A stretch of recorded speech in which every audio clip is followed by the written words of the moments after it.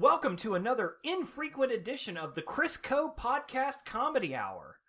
Once again, I'd like to welcome you. I'm Robert, here with Chris, the man himself, and our special guest tonight, Lewis. Hey, what's up, guys?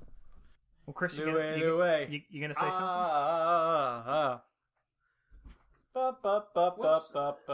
Sorry, we got a dog in here and trying to make a cute thing. Who am I to you guys? You guys want to be honest about me real quick?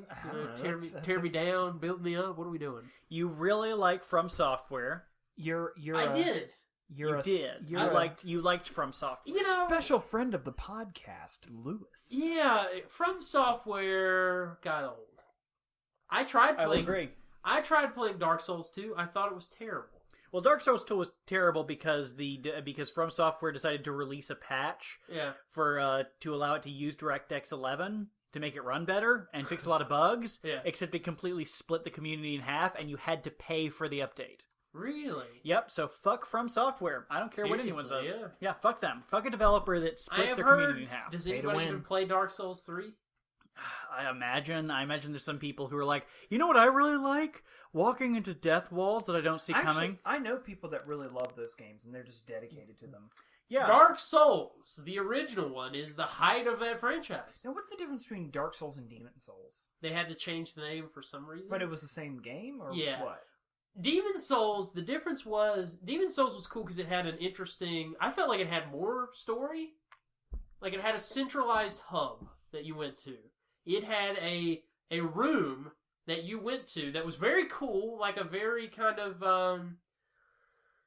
like almost an Ico Shadow of the Colossus kind of feel to it, like this very kind of separated, very important kind of place. Yeah. All right, there's a blind maiden in black there that kind of makes it all possible, and you use that area to travel to the different areas of it. Right.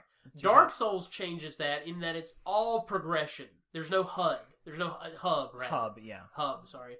There's no hub world to go to. You just keep going.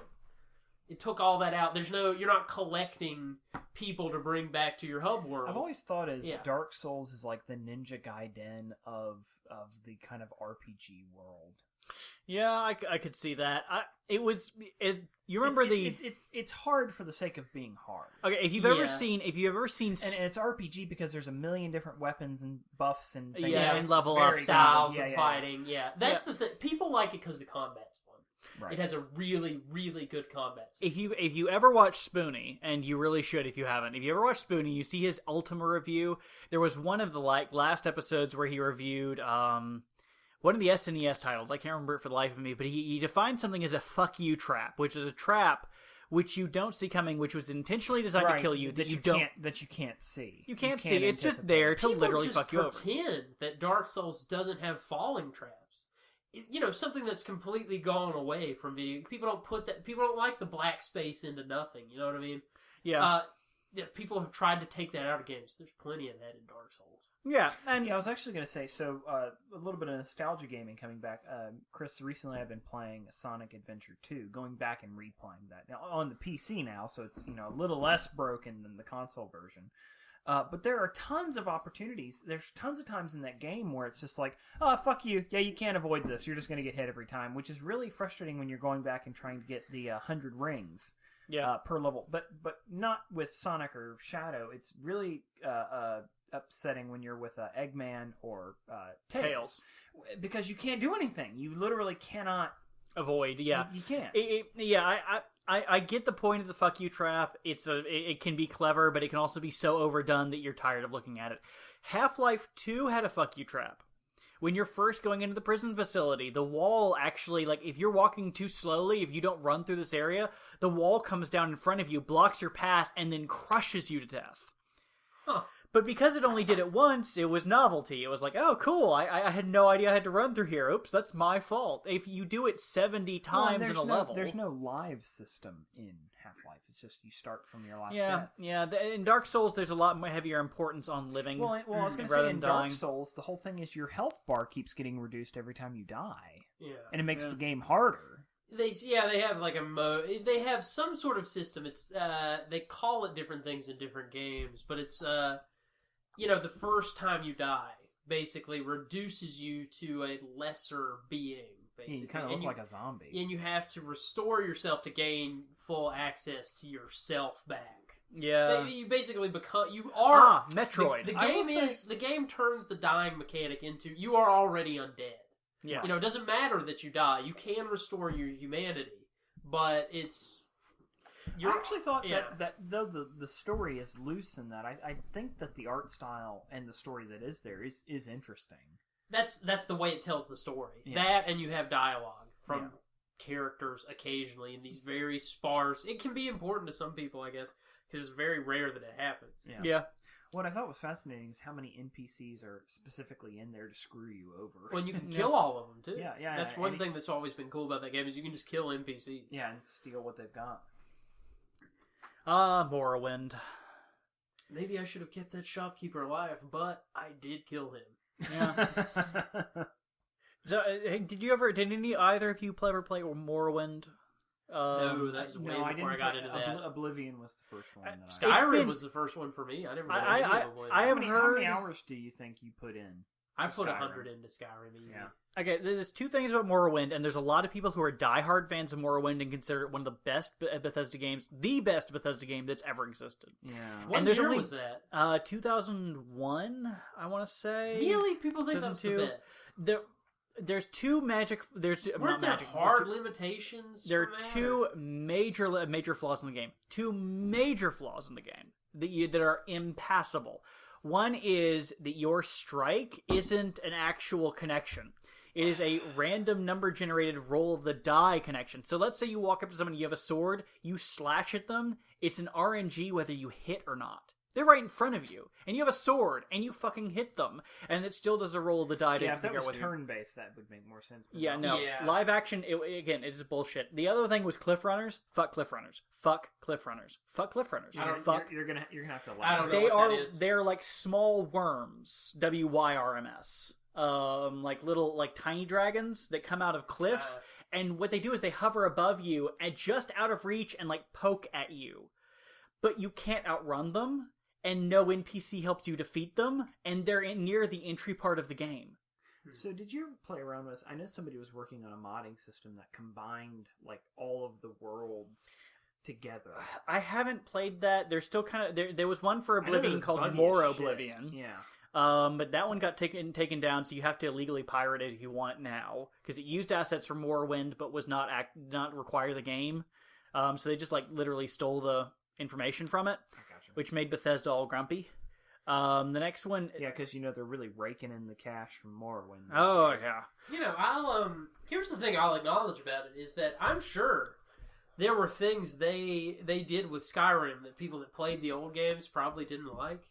But the thing I didn't like about those games is probably that they were games in that series. You know what I mean? The things I didn't like about it were storyline. I was like, I want more of this, like, roaming around nature stuff. That's Morrowind. That's actually more of Morrowind. Is it? Morrowind has no overarching storyline. Really? Okay. So you're actually given free reign to do whatever the hell you want. There's no bad guy. Like There's the whole thing with I don't care about Daedras. I don't care about this whole. I wish I was just a dude in the woods. Now there isn't so much that there is interaction with the world, same as you get with the other ones with the Daedra. That was the thing I liked about Skyrim. That was how I played it. I avoided towns when I could. Yeah, that's what I wanted out of Skyrim more. I wanted more wilderness play. Yeah, I wanted more interactivity with the wilds. I was gonna say you have to give it credit to Skyrim though. It's a huge game. There is quite a bit of wilderness. Skyrim. 2 minutes in. But yeah, I played a ton of Skyrim. I probably sank 150 hours into Skyrim. Yeah, no, I sunk way more time into Skyrim. I don't even want to think about the amount of time I've sunk into Skyrim. What's your favorite thing in that game? Skyrim? Yeah, anything that sticks out to you. What did you really like about it? I really liked the way that they intelligently placed things within the world and made it feel bigger than it really was. Because they made these really, if you look at the overworld, really obvious. But when you're playing in the world itself, not so obvious workarounds. Yeah, you walk just a little bit, and there's something new. Well, it's not even that. Like, the Riften area, the entire Rift, is actually on an elevated platform which you can only get to by one of 3 routes. Right. So unless you're walking those routes, there's no way to get directly to it. Area. I'm not gonna lie, that was my favorite area. So to make it longer to get to certain places, they would literally put these impassable mountains or these impossible to walk. Which you could bug out. Everything that was cool was on that side of the map. You had all that dragonborn stuff. Winterhold. Traveling up there was great.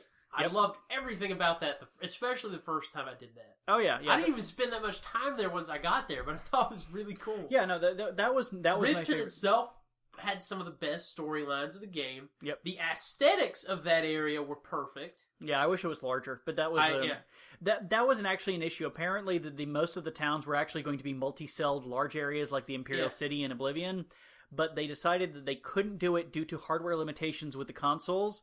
So I'm going to say it right now, fuck consoles. You're in a very fuck this, fuck that mood. Yeah. Well, limitations or not, it sounds like, was that really an issue, though? Yep. You would have liked larger cities. I would have loved larger, more in-depth cities, yeah. I didn't like going to them. So maybe if they were larger, I could say that, yes, I like this. Well, but I saw the cities as pretty tedious. You guys will get a kick out of this, I think. This is interesting. This is something I heard the other day. Dragon Ball Z. Did you guys watch much of that? Of course you probably did. Yeah. Okay. Every afternoon after school. I think it was, I don't remember the guy's name who did it. I'm not going to remember it. But the main guy who wrote the manga, right? Yeah. So his original vision of the Cell Saga, which I think is the height of the series. I agree. I think they should have ended it there. It was, your post Vegeta, post Frieza, and then pre Majin Buu Cell was a great series. When I explain this to you, I think it's going to click in your head. Originally, Dr. Gero and the fat android were supposed to be the main villains. They had that feel, right? Yeah. The guy in charge of the of whatever company was, maybe it was the manga company. Yeah. Didn't like it. He said, "No, gotta be." So he left those in there, but he added the androids, right? Yeah. 16 and 17. Yeah. He adds these two to it. More menacing characters, whatever. Still wasn't happy with it. He said, I'm not happy with this. Cell comes out of this guy not being happy with this storyline. These hard limitations they put on this manga guy, he makes the best storyline of it. All that time travel stuff that makes it way too complicated to continue afterwards. Well, you got Trunks makes it from the future with a sword and all this. It makes for one really cool storyline that you should have ended on, right? Yeah. It's the high point of the series. And I think you're explaining, so that's the problem with the Majin Buu series, is that it's that plus. They're like, well, we gotta one-up it. Yeah. And it's ridiculously complicated. That's an issue with, what is the term for that? Shonen is the anime style that are targeted at young kids and boys, is that it's action and stuff. What? It's always this constant one-uppedness. Well, but think about it. It makes it perfect. So Trunks comes from the future, and he warns them about it. So they're strong enough to kill Dr. Gero and that guy. Well, and what's so neat about it is Vegeta and Bulma had just had... Trunks is a baby. So here's the grown-up Trunks. Yeah. Actually, he wasn't born yet. I watched Kai a little while ago. Whoa. He's born he's a baby when the androids get there. He's just been born. I gotcha. Yeah. So she was pregnant when he... No, they didn't even have a baby yet. He was like, don't tell them I'm the kid because I won't exist. Yeah, right, yeah. They beat the androids, no problem. We've been training for a year to kill these guys. We did it fine. No, I mean... And then they get to the androids, and the androids kick their ass still. The 16 and 70 are too strong. But then, even bigger, this guy's going to eat all of them. Yeah. And be even tougher. Yeah, I think it was really smart of them to bring the Kyle Reese character back in time to... Oh, wait, no, that's wrong. It is a little bit lifted. It is a little bit lifted. Okay, no, but I have 701 hours in Skyrim. What? What did you do? Everything. Multiple playthroughs? It had to be multiple playthroughs. Of course, yeah. No. Yeah. I always wanted to do a playthrough where... 700 hours. I always wanted to play a barbarian playthrough where I kill everyone I meet. That's a hard one to play. The problem is it fucks up all the storylines. I actually did that. Yeah. I did that in Fallout 3 as well, and it's just like, the game Fallout is 3 is like, a well, lot you got to easier. do something eventually. Yeah, no, it kind of breaks the game. Really? It doesn't know what to do when you're that evil. Yeah, no, However, you gain levels like crazy because everyone wants to kill you. Yeah. I didn't realize I had 155 hours in Fallout 4. The thing that's really I'm just looking at my times here. in Fallout 4, how many hours? 155. Okay. I thought you said 555, I always- and I was like, "There's no way." No, Yeah, in that game, I always, even in normal playthroughs, I always look forward to meeting the Eldar guys who usually have like a prisoner, because I always like killing those guys. Oh, yeah. Oh yeah. Assholes. Yeah, the elves, the omnicidal What? Nazis. Walk along, peon. I don't think about it. I don't think so. I'm going to ambush you here Now, in just like 5 minutes. Is it the Dunmer who were the dwarves? No, the Dwemer. Dwemer were the Yeah, dwarves. The Dwemer. Dunmer are the elves. Yep. Sorry, High elves. but the names are so closely Yeah. related. No, the Ultimate is the high elves, the, that's right. But the Dwemer Dunmer makes right. sense. DW Dwemer for dwarves. Those were really cool stages. Well, but I Mm-hmm. wish there was more of that. So they had all these dwarf villages that looked exactly the same, but that's all you saw of it. You actually get to see a Dwemer in Morrowind. There's one last one left. Really? Yeah, he's a fat guy who's in a automaton spider kind of That always wheelchair. fascinated me that in dwarves in this are like these necromancers kind of guys. That's so Perfect, fascinating. perfect terminology. Well, and necromancer. they have a lot of cool stuff in that game, like the Thalmer. Thalmer. Yeah. Thalmer, yeah. Snow elves. Yeah. That were underground too Forced long. underground, yeah. Forced Oh, underground. I love Lost that. to Sight. I love that storyline Yeah. with the old icon that they worship with the crystal eyes. Yeah. But I have special eyes. Special eyes. Yeah. No, the Skyrim was amazing. I think a lot of people like to give it shit because it was popular, but it was really damn good. I don't believe it. People shitting on things because other people like them? That doesn't sound like you at all, Chris. After I put Not 400 me. hours into this game and they haven't released a new one in 5 years, I'm a little bit displeased with it. Yeah, you know what's so funny about Chris and I is that we have complaints about Fallout 4, but we've both easily put over 150 hours into that game. Yeah. I mean, easily. Yeah. And there's a whole nother expansion we can download right now that I haven't done yet. You didn't even complete. You didn't complete Far Harbor. No, I didn't complete Far Harbor because you kind of cut formulaic, and I had seen everything that I wanted to You're see. missing out. Far Harbor's worth finishing. Were there any expansion packs to Skyrim that were worth playing? All of them. They were good? Okay. Aside from Hearthfire, I will take back. I actually don't have any of the DLC I for didn't buy any Skyrim, of it and either. I There's put a too bunch much of hours. game there. Yeah, Dawn Guard was great because it added crossbows and it soft added horse combat. I say soft added because it was added stupid. to the game. It was added actually to the game main. I never Right. fucked with horses because I always seemed to steal them. Yeah, I no. feel like that was a weird glitch. No, but You never really have a horse. but they didn't actually have horse combat until Dawn Guard, but they added it to you the gotta main buy 'em. game. Yeah. You buy a horse.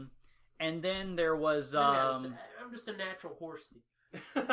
Runs in the family. Yeah, it runs in the family, yeah. and then there was the other one that I can't remember for the life of me. Dawn Guard. No, not Dawn Guard. Yeah, you I already said just said it. Dawn Dragonborn. Guard. Dragonborn. Oh, was it just called Dragonborn? I think it was. Yeah. It was Dragonborn. Dragon something. It was a dragon. Yeah, yeah. It You was all went about to the being other Dragonborn. island. You went to the island of Solstheim, which was a harken back to Morrowind, and it showed a lot of what they had done. Like, if we made Morrowind, here's some of the utility designs we would use, kind of thing. Huh. But yeah, no, it was really good. I actually never completed the Solstheim playthrough because I never kept bugging completed out. Skyrim. Yeah, it's easy to not do because the game itself is more about the world itself than the main. You didn't slay Alduin? I didn't complete the main storyline. You'd like the hall of the last place. It's really fun. It's really well designed. Did you ever figure out who Parthenax was? No. Oh, well, shoot. I don't think I got anywhere near to even know who I that think is. it's funny. People keep quoting the Parthenax quote. Is it better to be born good or to be born bad and overcome that evil? And I've heard so many people say, "Well, it's a stupid quote because why." Because it's only applicable to Skyrim, and I'm thinking there's a lot of times there's a lot of times in human existence where people were bad and turned good and realized they had to overcome that shitty nature. On your feet, Dark Elf. Gray skin. So there's been some interesting developments in the video gaming world in the last 2 weeks. Anybody listening to this certainly has not ignored No Man's Sky. No Man's Sky. Yeah, no. It's actually... So, there's some overlap here. There was another news story that came out, okay? All right. They found the world's oldest man. Did you guys hear about this? 140? 145 years old. They keep finding these fuckers. Like, where are they hiding? He's in Southeast Asia, I think. They found him. They're always in Southeast Asia. He outlived 4 wives and all of his children. Obviously, he's 145 fucking years old. Yeah, Jesus. And he played No Man's Sky, and now all he wants to do is die. I see what you did there. You goddamn son of a bitch. You... How dare you bring real news into this podcast? Oh, okay. Yeah, no. And he wants his money back. I had you guys so enraptured. I was like, where are we going with this? Because this isn't the news. This is more of the kind of video game. Tootling down the trail with the big bad wolf. Oh God. Okay, so I was not interested in No Man's Sky, which is weird because I've invested so much goddamn money and time into a lot of other space games. How many space games? All of them. I own most of the X series. And I can't even be bothered to play them. I just keep buying them, hoping that something will be good. Like an RPG thing. It is. It's a space RPG. Okay. But it's a space RPG where you can do everything. Really? Yes, but the problem is that it gives you everything. Can you whore yourself out for space credits? Probably. You can design and build your own spaceships and start your own space empire using those spaceships. It's ridiculous. You want to put space in front of anything else? Yes. Bars. Space bars. Space money, space food, space bars. It's like the Japanese version of Eve. Yeah. Basically. Effectively, yes. Just single player. Oh, wait, I might be thinking of X. Is that a Japanese game? X, no. No? No. Shouldn't be. It was, I might be thinking of like Yars or something like that. Maybe. I've never heard of Yars. I don't know how to spell it. But I didn't invest into No Man's Sky. I didn't invest any intention to it because from the get go, it just looked like Skyrim with planets. I thought it looked cool. Minecraft with planets. I'll say that. I thought it looked cool. Minecraft with planets. Really, originally to me, it looked like Spore on steroids. And unfortunately, you'd be right because it ended up being that's Spore. That's what it ended up being. It looked like a cool indie space sim, right? Yeah. Yeah, but they never put a game there. No. And one of the reasons I didn't is because I'm heavily invested in Star Citizen. I was split between Star Citizen and Elite Dangerous, I should say. Yeah. And I bought Elite Dangerous, and wow, I do not like Braven. So, you're looking forward to Star Citizen, right? Very much so. Starforge already came out years ago. Yep. I want you to talk about that game for a minute. Because I was looking forward to that one, and then I gave up on space games. Okay, Starforge, what ended up happening was it was a small group of people. It was 3 guys who had this ambitious project. It was massively ambitious, okay? They didn't know what they were doing. They got a lot of money, expanded their development studio through the roof, hired a whole bunch of people. Money stopped coming. And they had to pretty much turn around and dump the project. And so they said, it's finished. Bye. And unfortunately, now they did it the worst way possible. They could have come out and said, look, we mismanaged the shit out of this thing. We really should have... We're not businessmen. That was their issue. They hired a bunch of people who probably took advantage of them. Yeah, I mean, not even that. They just didn't realize that the money wasn't going to continue. It was going to have a surge at the beginning, and it wasn't going to continue. And they should have seen that. They should have known that, but they didn't. If they'd come out with that, it would have been better. But what they ended up doing was sweeping the whole thing under the rug, and then... like every single video that showed what they had planned and promised was banned by them. They actually shut down every single thing showing off what the game was supposed to have. This was basically Minecraft in space. Minecraft in space, yeah. It looked beautiful. It was heavily ambitious. It was amazingly ambitious, and so I was willing to get on board with that. I mean, I didn't do anything more than buy the game outright when it first came out, and I think I waited for it till it was on sale for like $20, but... at the same time, it was really ambitious, and it ended up flopping terribly, because all it turned into was a boring version of Minecraft in space, where you had these big, weird, cylindrical mounds of materials that you just needed to build, and then you would do some tech upgrades, and this is starting to sound more and more like No Man's Sky. Buggy as shit. Well, and didn't they have raids where things would like come and fuck your stuff up? Yeah, and then it was it was the version of creepers for that world. Yeah, and then they completely shut that off. They actually stopped that game mode. They closed the game mode off. Interesting. Yeah, and really, it's kind of a precursor to Space Engineers without any of the good stuff, because that's another game in that vein that I actually enjoy, but Space Engineers has been a long time. Boring quick. Yeah. Chris, you have a fascination with the space game. Yeah. I think that is not a slanderous to say about you, right? No.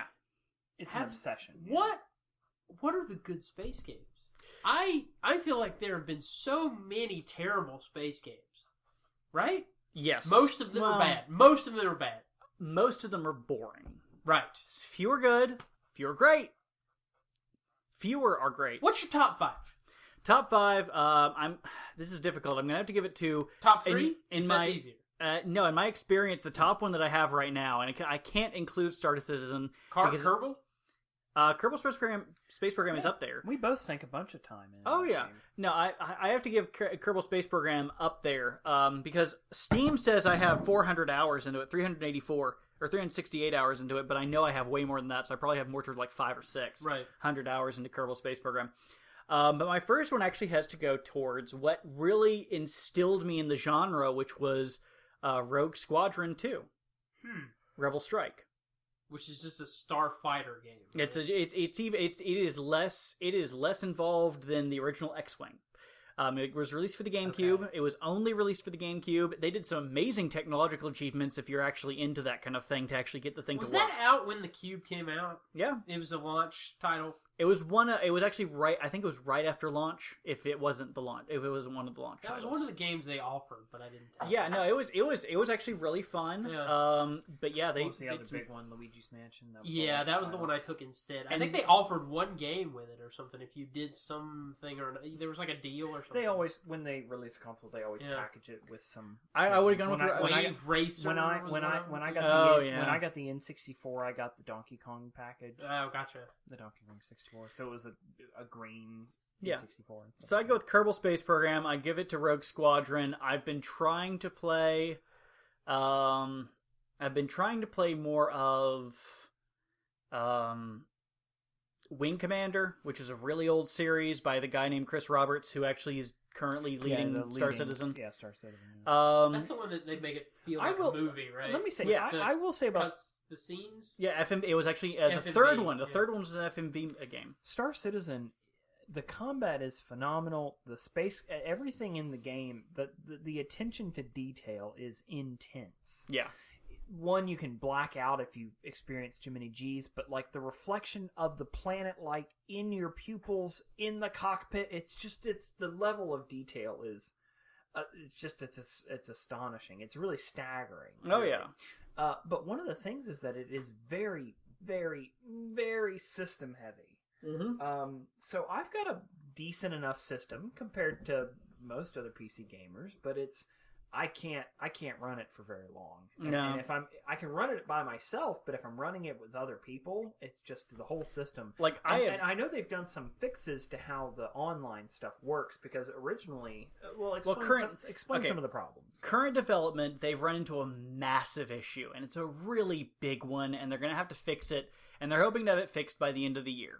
And it is that they're running off of CryEngine. And okay, first off, for the viewers at home, what this is, you're going to hear a lot of people give a lot of opinions about a lot of different game engines.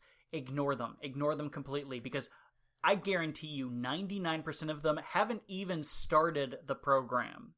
And of the 1% that have started the program, they do not know. A majority of those people do not know enough about the engine to make an informed decision between them. So ignore everything you hear. It's just armchair idiots who are just trying to give their opinion online. But they started out with CryEngine, which was a first-person shooter engine. It's first-person shooter designed. I think Chris Roberts actually selected that because of the zero-G environment level in the first Crysis game, where you actually go inside of an alien ship and you're actually floating around in complete zero-G. Right. Like, you're floating in every single vector. There's no down. There is no ground. It was very good. It was a little bit disorienting, but they did it in a very good way. But I think that's the reason he chose the engine. Well, they have since got to deal with Crytek to where they now have full access to the source code and have altered it to their own means, as well as hiring on quite a few of the original developers who created the engine in the first place. So they actually pretty much have the entire staff of Crytek at their disposal.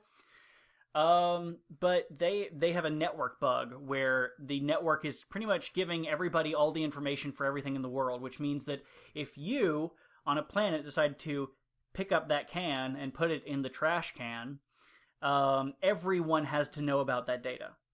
And so it's clogging up everyone's system because everything's going on at the same time. So they're having to revamp that. It's not an ideal way to run things. No. So yeah, they're having to deal with that. It's a massive issue, and they've been trying to fix it. Like every other game, and I know you're optimistic about it, is can they deliver on the promises they've made? They have something somewhat so far. I need to say something. People have spent a lot of money to buy ships in this game. Oh yeah. Real work, like money that you could buy a car or a boat with. Yeah, to buy ships in this imaginary world. No, that's part of that, and this is actually coming from the people who have spent $7,000 in this game. And there is actually somebody who has spent more than $15,000 of their own money in this game. Is that they were children when Wing Commander came out, and now they're actually like company executives, and so they have the money to spend. So when you see somebody who spends like multiple thousands of dollars in this game, they have the money to spend. So I haven't been on this show before. Maybe you guys have talked about this before. What are you guys? What's your milieu? What are you coming out of here? Like, let's give an idea here. Past 5 years, what's your favorite game that's come out? Have you really enjoyed a game that's come out in the past 5 years? Oh, I'm gonna have to actually look up what the games are that came out in the past 5 years. Nothing comes to mind though. Well, the problem I have to remember what the release date is. I was going to say one of the things with Steam. You don't have to. You can say fairly new. Okay, I want to say Mass Effect. Okay, because the original that was what 08 maybe 08, 09. But yeah, that one sticks out of my mind as well as your earlier question about what a space game is. Yeah. Mass Effect was a fantastic game because it really opened up the idea of in-depth worlds, in-depth characters, in-depth species with backgrounds regarding each other, and an amazing a focus on detail, world space, music, context, story, everything. I can tell you one of the most exciting games I've played in the last 5 years was Hotline Miami. Gotcha. That was the original one, right? Yeah, the first one. Yeah. I actually still haven't played the second one because I'm still playing the first one. Oh yeah. And I know the second one adds all sorts of stuff, but that's kind of the problem with Steam. It made Super Meat Boy fun. Yeah, it's that vein of game, but actually fun. Well, and it's good soundtrack. It's the soundtrack satisfying. is great. Yeah, absolutely. Well, and the story is confusing. The story, you can either not pay attention or you can pay attention to it. But and it has lots of replayability because you're trying to go back and unlock the masks, which makes the gameplay different. Yep. Yeah. I really enjoyed it, and it's super challenging. So Chris, the first time you played it, you hated it. You were like, this is Twitch-based gaming. You hate Twitch-based gaming. Yeah, I couldn't play it. And one of the reasons I couldn't play it is because I was talking. Like, I was trying to do this whole let's play of it, and it just didn't work. But Lewis, you really liked it. Yeah, I loved that game. Yeah. It's not a game I can comfortably play with any distraction.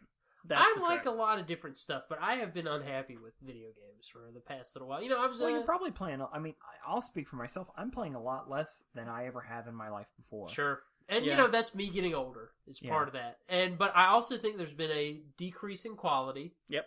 Strategy games are nowhere near as good as they used to be. No. Yep. Everything's handheld. Well, okay, so let's think of a classic strategy game. Pokemon is a strategy game of sorts. It's turn-based. That game has become so handholdy. I mean, I'm a little bit excited for the new... And now it's phone apps. That's not the main game, but that's where they're headed. For sure. Absolutely. That's where it's headed. Well, that's where you the money is. You were given 3 Pokeballs. I've heard it's dropped off. Pay but $50. They're going to try and figure that out. Well, they're going to try and figure that out. The real test for Pokemon Go will be what they do with version 2.0, what the next release will be when they. This was a test, and they're really happy with it. Yeah, now they're like, oh crud! Now we got to figure out what we're going to. And the next thing will bring. There are a lot of inherent flaws they have to fix with Pokemon Go. I'm curious if you guys could guess what my favorite game of the past 5 years was. Civ 5. And it's not. No, it's not going to be a strategy game. And it usually would be some waifu simulator. No. Kramer's Hentai Adventure. Yes, you are correct. Yes. Oh boy. Kramer versus Kramer, the hentai adventure. The Forest. That was a phenomenal fucking game. Is that the game with the blue aliens and No, you crash no. into a plane? It is a plane crash. It's not really blue alien. They're not aliens. Albinos? They're cannibals. Oh, yeah, but I know what you're talking Yeah. about. And like you get attacked, and they take you to their caves. Yes, but they let you go. Yeah, but it's don't starve, but like Yes, way and more serious. You try and build structures and things to keep you away from this fucking island and these things that will beat you to death. I watched a lot of playthroughs of that. I was on edge watching people play that. That game was great, and what they did was they made an island that was big enough and satisfying enough to make you even wonder if it was all strategically generated or not, right? Yeah. I thought maybe it was just random. But it's the same island, I think, over and over again. I think. But they place you in several different points on the island. Yeah. And by contrast... And it's hard. I mean, the game is hard. That's the thing. You can't... Is there an end? Traveling is very difficult. So exploring the island you have to plan it out. I was going to say, you have to like each... time you're in there, you have to be like, well, this will just be a round that I do nothing but run. Yes, I'm gonna go to this place and I'm gonna build something to stay the night. Yeah, that sort of thing. I'm gonna get to this area that I went to the other night where I walked the coastline because you're usually pretty safe on the coastline, so I got a good idea what's kind of over there. I'm gonna go make it like a forward base. It's a little Minecrafty with the crafting. But what's the other game? The Ark. Ark and Rust. There's two Ark games Rust. like both of those are very. Well, you just bring stuff over to. Although Rust is like naked, weird half people. All the thing is like completely useless unless you have all the material for it. But you've got the structure there planned out. Like you can see the whole thing laid out as. Can you actually keep the cannibals at bay? Yes. Yeah. Dude, I'm sure I could read a wiki on this stuff, but I never did because it was so interesting to try and figure stuff out. You wanted to figure it out. You can build effigies using their body parts. Really? Yes, and burn them, which usually kept them away, but sometimes it was like, I don't know if it does or not. Maybe it just pisses them off. Yeah. Okay, now, I will make a lot of people quite upset with this. I will go complete opposite of that. Complete contrast to that 9/11 was same an theme. inside job. Jet fuel can't melt dank memes. That's right. Okay, now can't melt my island. Can't melt Pepe. Okay, to go in a complete opposite direction with the same theme, I think a game which completely flipped everything you just described as good. Yeah, and took it in the exact opposite That's direction. good. Did it terribly. Yeah. Did it terribly. Terribly. Did it terribly in a way that actually made me physically mad. Yeah. Okay. The remake of Tomb Raider. I never played it. It is something that has made me so just damned mad the entire time. Why do you say it's the reversal? Okay, so you're a person who is dropped down onto an island and you have to survive, except this way it's handholdy, it's linear, you don't have any type of exploration, everything is a quick time event, which is maddening because it has that same fuck you trap. The story doesn't fit the gameplay, it holds your hand, it's boring. There's part of it which... there's this great environment but no exploration. There's a few areas there's a few examples that I have that really piss me off, and the first one is going to make me sound like I'm going in a completely opposite direction, and nowhere I'm not. The first one is that Or are you? No, I'm not. The first is you're playing a girl who is either being led to do things by a man or finding the next man to tell you what to do. Well, yeah. Yeah, it's bullshit. It's like, this is the worst writing I've ever fucking seen. Can I not have any type of direction of my own accord? The other one is, more maddeningly, and something that really pissed me off, is the absolute lack of attention to detail of everything that you're doing. Like, you play a retard who somehow has magical abilities as a retard. So first off, you land, like, the first playable area is what happens is you land on this island, you see your friends, you call out to them and get knocked over the back of the head. Yeah. Okay. So you wake up hanging upside down in a room that is filled with skulls and corpses hanging from the ceiling like you are. What is the first thing your character does? Hello? Is anyone there? Are you fucking retarded? The only people who are going to be here are the people who put you up and are going to fucking kill you. Like they killed everyone else. So the next thing you do is you have to do this like quick time event where you swing back and forth, and the little rope that's hanging you up catches fire due to one of the candles next to you, and you fall down, onto a piece of rebar that goes right through her kidney. Okay, I know enough about the human anatomy to know it went right through her fucking kidney. And you know what she does? What? She has a quick time event. Pulls herself off. Where she pulls the rebar out of her kidney. Because all that does is just cause massive external and internal bleeding. Which would kill you within, what is that, like minutes? Minutes. You'd bleed out. Yeah, you'd bleed out with a kidney. If you didn't immediately go into shock. Yeah, there's actually a thing that some people have done, a study. It doesn't matter how deeply in shock you are, the body will not allow you to pull anything out of the kidney.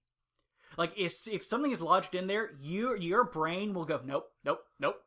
It's intense agony. Huh. It is absolutely interesting. So she just pulls it. She just pulls and it she out. Just walks it off. Oh, because she's not human. She's not human. She's a retard who's kind of predicted what by I retards.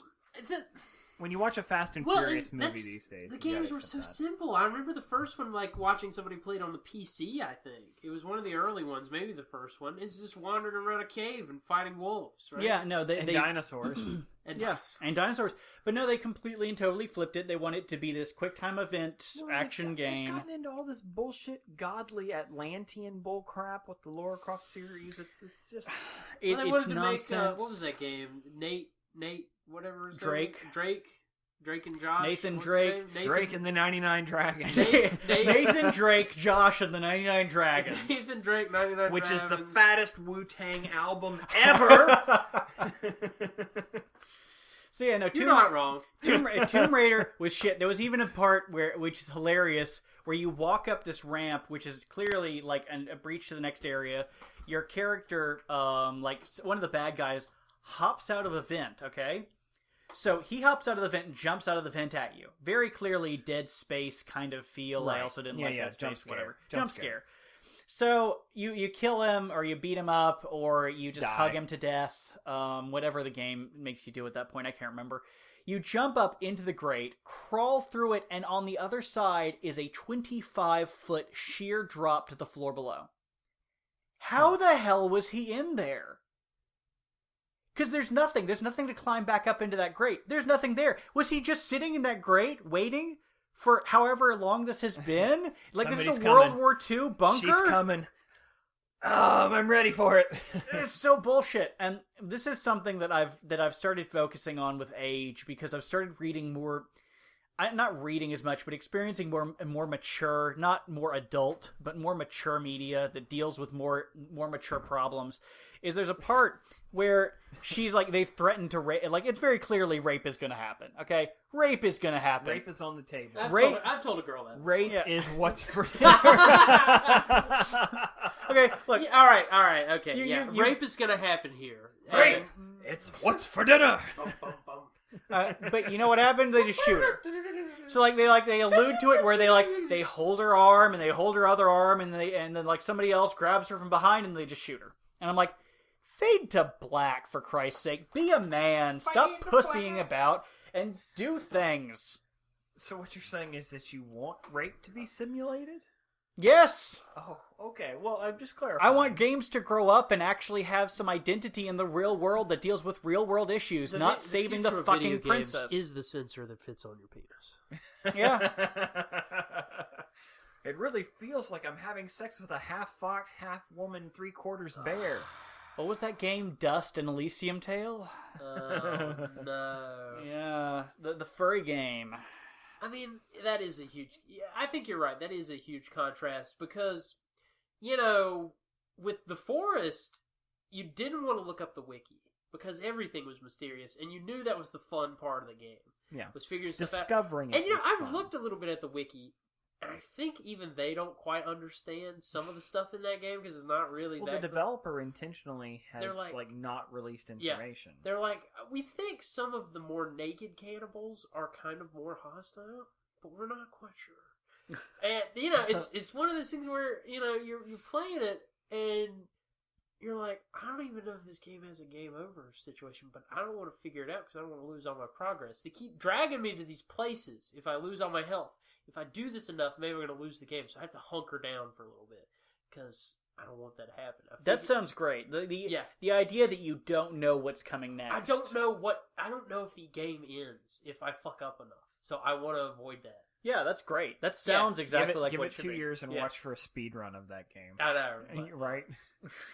That's an interesting phenomenon, and I'm addicted to speed runs right now. I love the awesome games done quick. And all that sort of stuff. The speed run of did you ever try and watch one of these of like fucking what was the game you guys were talking about earlier? Half-Life 2? Yeah. It still takes like 6 hours or something. Yeah. Well, yeah. But people do it for there some are guys reason. that will do. Well, there are guys. There's speed runs where people will go. So there's a Dark Souls speed run. Yeah.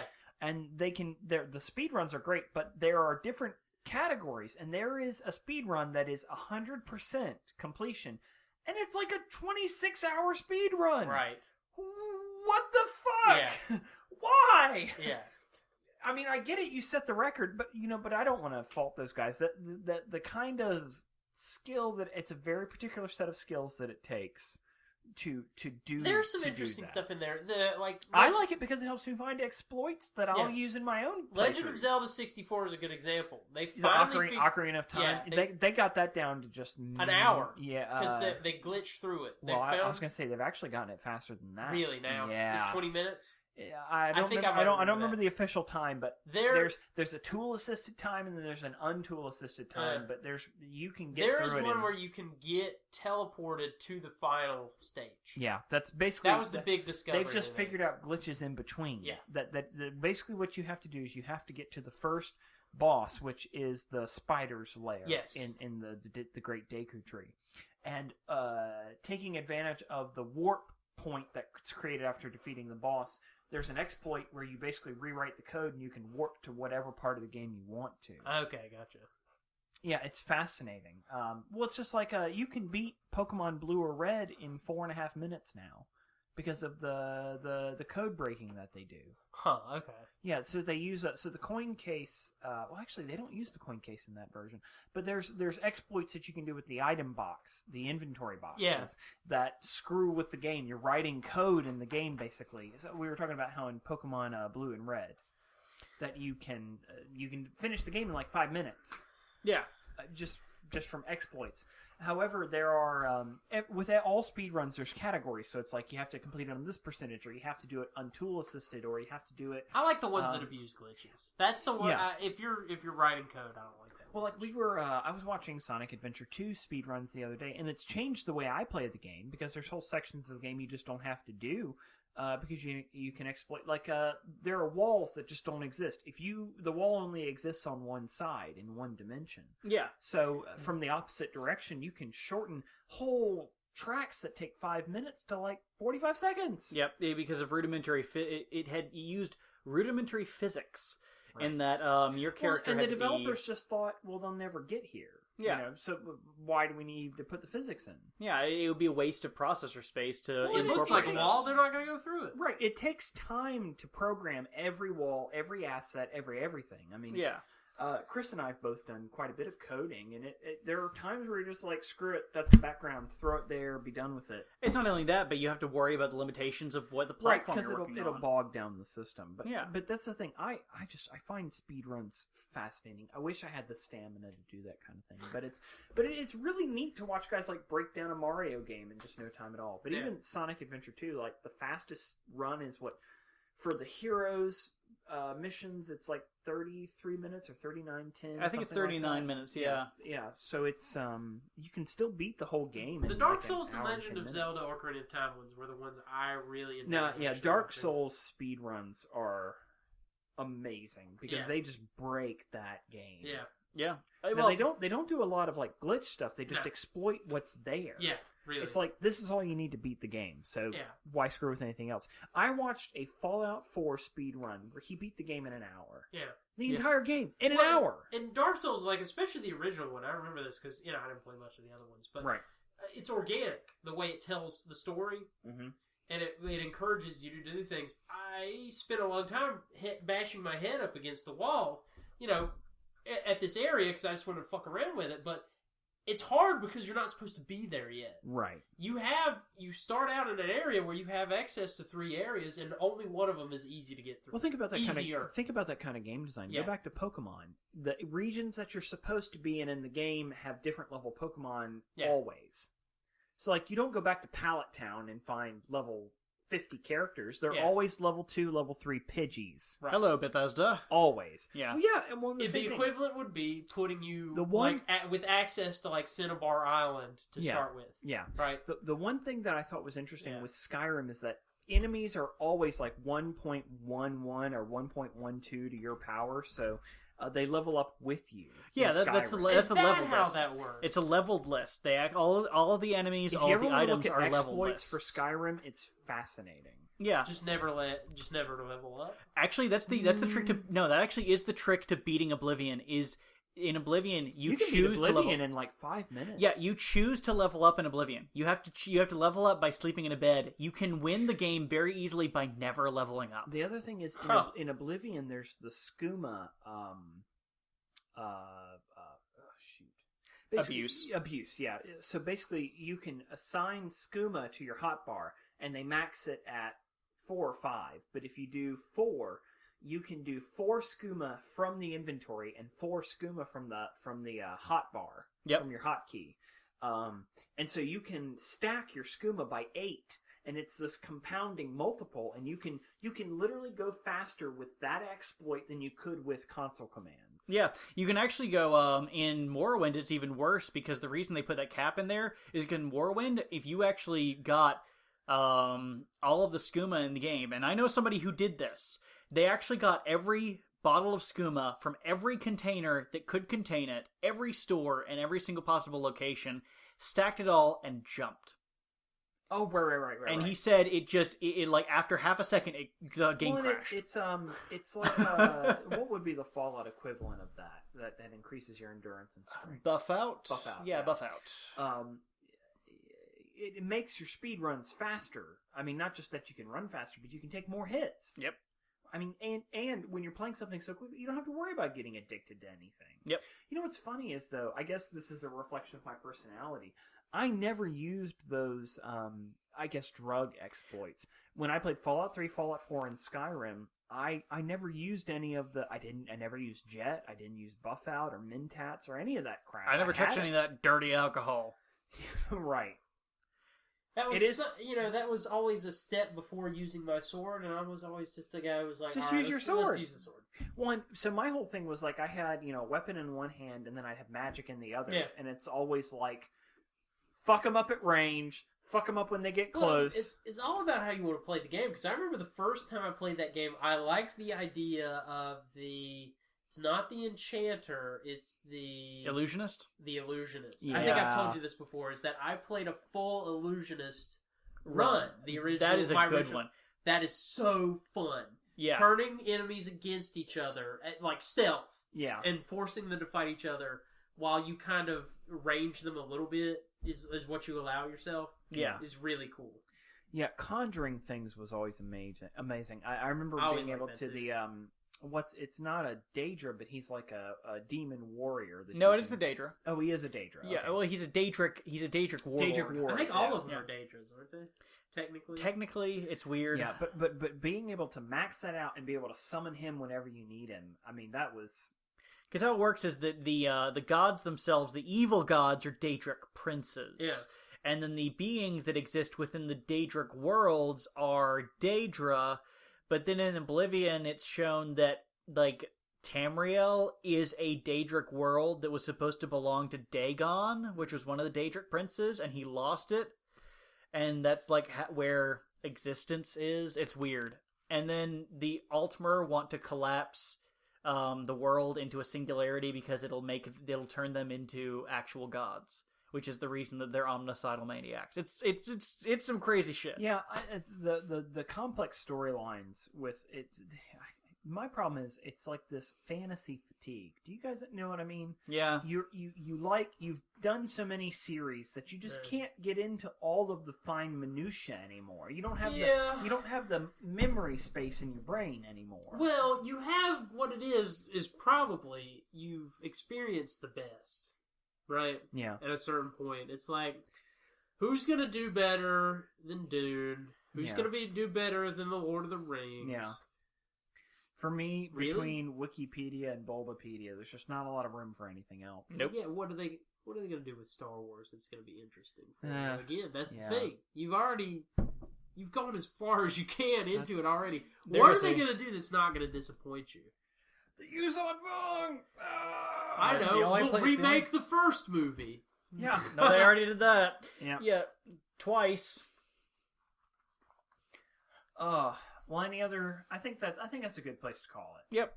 You satisfied, Lewis? Yeah, you satisfied? that's fun. Well, thank you for joining us. Hopefully, we can do this again sometime soon. I enjoyed it. Hopefully, Chris and I can get our shit together and get more episodes up more regularly. I think we actually have an episode planned coming up soon about. It won't be a pure podcast, but we're going to do a review of Sonic Adventure 2. A lot of technical stuff along with it. A discussion about it. Oh, yeah. Lots of gameplay and that kind of thing. But anyways, so for Lewis and for Chris, I'm Robert. Thanks for listening to this episode of Chrisco, and hopefully we'll have more content up for y'all soon. Soon. Yeah. Da, da, da, da. Yeah.